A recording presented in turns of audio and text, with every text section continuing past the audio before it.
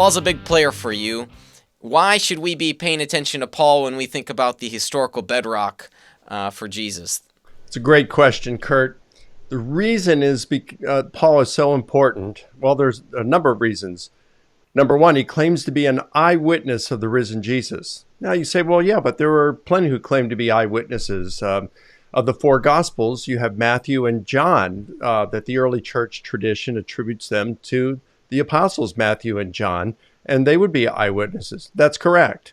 However, scholars hotly dispute whether Matthew and John actually wrote those Gospels. That doesn't mean that they didn't. I think we can give some good arguments that they were the authors, or at least intimately involved in the composition of those Gospels, okay? But it is hotly disputed.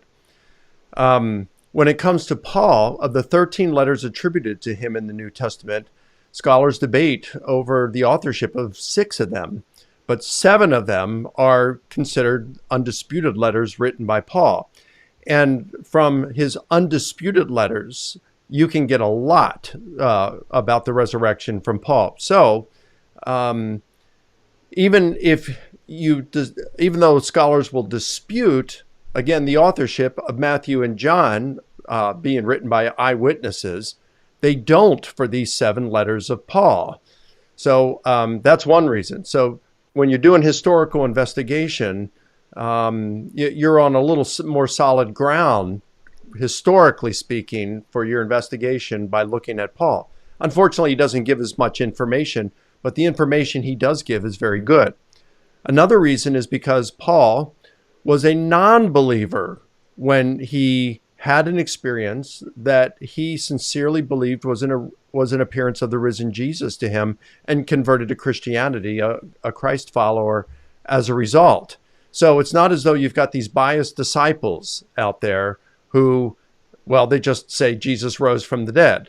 No, he was out persecuting Christians, consenting to their executions, throwing them in prison, and then he became one.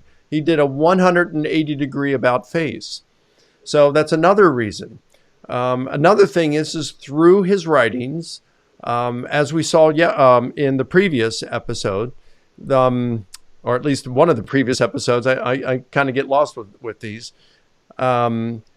We saw that the oral tradition contained in them can be traced with a reasonable degree of confidence, a high degree of confidence, to the Jerusalem apostles, those who had known and had been with Jesus prior to his death. In fact, we know that he even met with some of those apostles, the pillars of the church, Peter, James, the brother of Jesus, and also John. So Paul is just a super source for us. So what we can glean from his undisputed letters about the resurrection is going to be of vital importance